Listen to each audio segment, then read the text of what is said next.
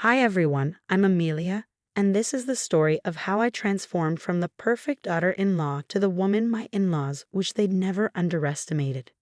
2 years ago, I married Marcus Thompson, believing I found my happily ever after. He was charming, successful in real estate, and seemed to appreciate my intelligence. But I quickly realized I hadn't married just him. I'd walked straight into a den of pretense and judgment. Darling, that dress. Remind me where it's from again. Target? My mother-in-law, Victoria, would casually remark at family dinners.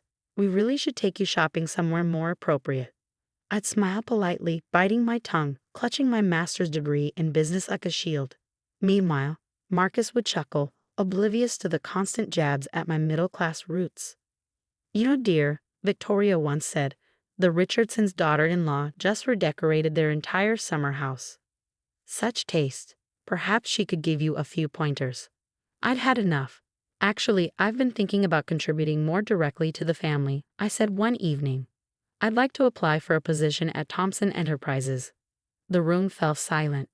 Richard, my father-in-law, nearly choked on his wine. How ambitious of you, Victoria sneered. The interview with Richard was even worse than I'd imagined. Sitting across from him in his imposing mahogany office, I handed him my resume. What makes you think you're qualified to work here? Being Marcus's wife isn't a skill set. I have extensive business knowledge and… Listen, dear, your job is to be a good wife to my son. Leave the business to those who understand it. That night, I called my best friend Sarah, fighting back tears. Can you believe what he said to me? Girl, you need to show them who you really are. You've got a master's degree and they're treating you like you barely finished high school. Marcus says I should know my place. His exact words. And what exactly is your place, Amelia? Under their designer shoes. Then there was Amanda, Marcus's sister, who treated me like a stain on her Louboutins. One day, after brunch, she cornered me. You know, Amelia, I always wondered what my brother saw in you. Now I realize you're just convenient, quiet, moldable. I'm more than you think, Amanda. Are you? Because all I see is someone desperate to fit into a world she'll never belong to. That night, I stared at my reflection, wondering how I'd allowed myself to become invisible. My phone buzzed. It was Sarah again.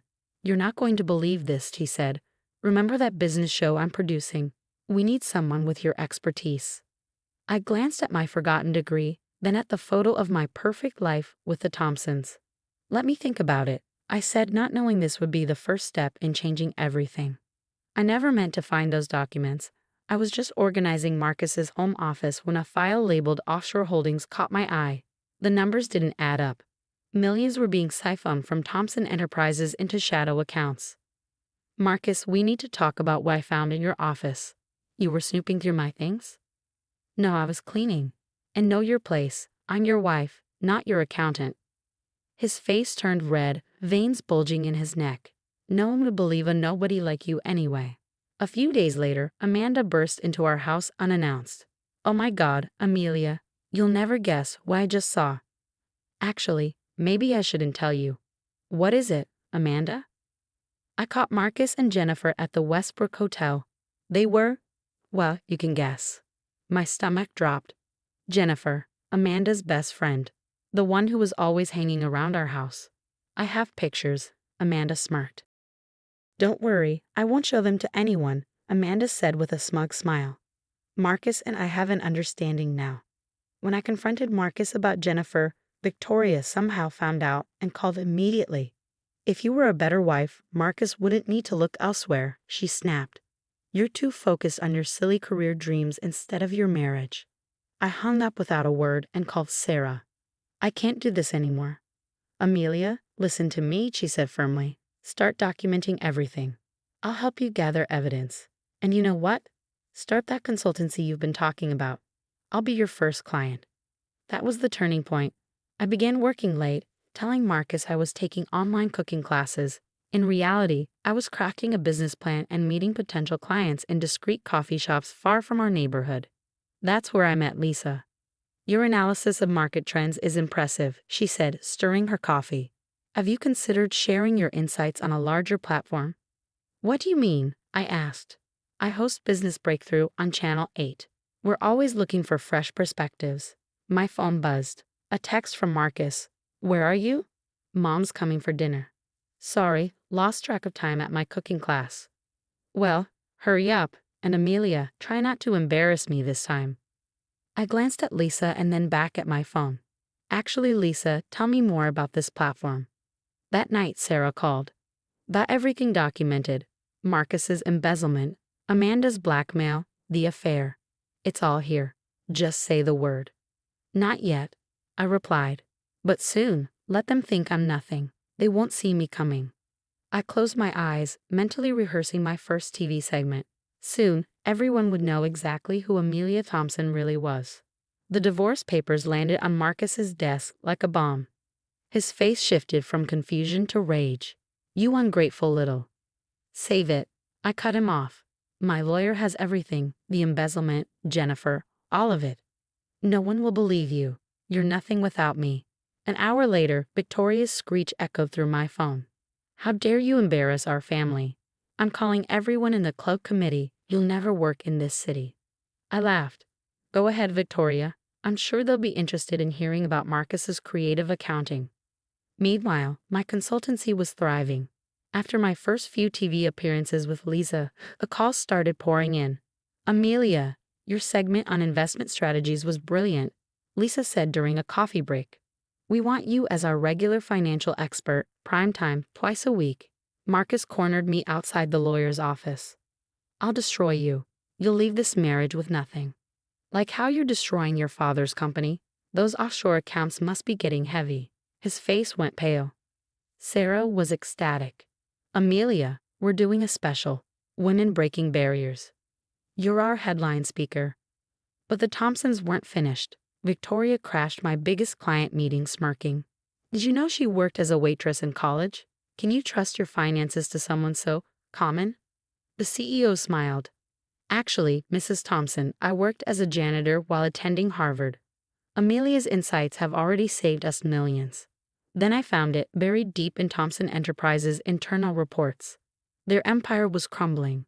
During a chance elevator encounter with Richard, I couldn't resist. Your son's been bleeding you dry. Check account series XG 789. You're 6 months from bankruptcy. You're lying, he hissed.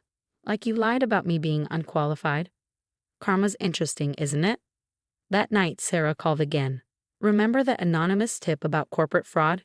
It's trending. Every network wants the story. I watched their perfect world unravel from my new penthouse office. Marcus's face dominated the news, not in a good way. You did this, his voicemail roared. I'll make you pay. I texted back, check tomorrow's business breakthrough. I'm doing a special on corporate fraud detection. You might learn something. A text from Amanda lit up my phone. You knew all along, didn't you? While I was blackmailing Marcus, you were building an empire. I smiled, thinking of tomorrow's show. The Thompsons wanted a perfect daughter-in-law. Instead, they got me, Amelia, the woman who brought their house of cards tumbling down. The next morning, my segment on corporate fraud detection went viral. The irony wasn't lost on anyone when federal agents stormed Thompson Enterprises. Today's top story: real estate mogul Marcus Thompson arrested on multiple charges of tax evasion and embezzlement, the news anchor announced. Sarah called, barely able to contain her excitement. Amelia, your episode broke all the records, and guess who sent that anonymous tip? Amanda, I said, unsurprised. Later, a final text from Amanda. I know it's too late, but I'm sorry. I sent everything I had to the feds. The pictures of Marcus and Jennifer, just the beginning. Jennifer, of course, was doing her best damage control on social media. I had no idea Marcus Thompson was involved in criminal activities. I am totally devastated by his deception. Right, like she was devastated when she was spending my husband's stolen money. Victoria's social fall was nothing short of spectacular. At the country club, whispers turned to open disdain.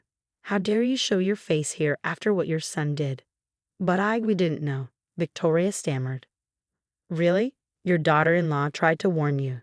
You know, the one you said wasn't good enough. Meanwhile, my phone wouldn't stop ringing. International clients, speaking requests, book deals. Sarah was handling the overflow. London wants you for a financial crime symposium. Tokyo's offering a consulting contract. Oh, and Richard's been trying to reach you. I saw Richard waiting in my office lobby, looking decades older, his arrogance replaced by desperation.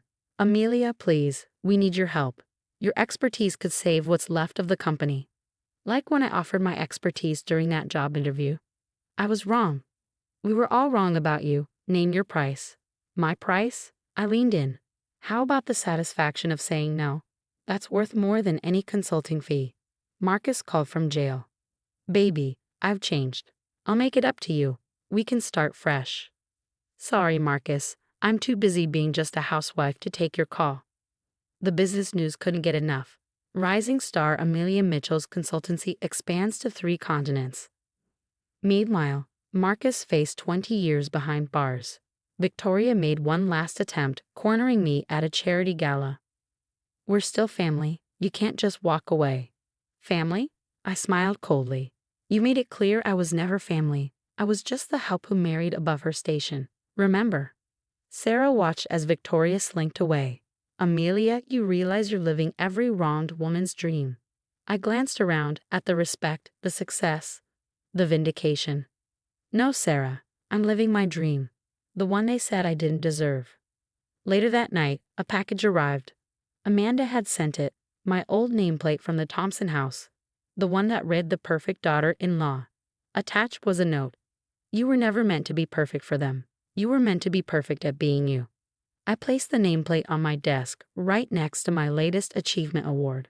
A reminder that the best revenge isn't just success. It's succeeding as yourself, especially when others insisted you should be somebody else. The final stroke of karma. Thompson Enterprises' remaining assets were auctioned off. The buyer, my consulting firm. Not because I wanted their business, but because now, every time they see that old company building, they'll see my name on it. And me? I'm just getting started. After all, they always said I needed to learn my place. Well, I found it, right at the top. What would you have done in my shoes? Expose the fraud immediately, or play the long game, building an empire while they underestimated you? Sometimes, patience and strategy are more powerful than instant revenge. Drop your thoughts in the comments.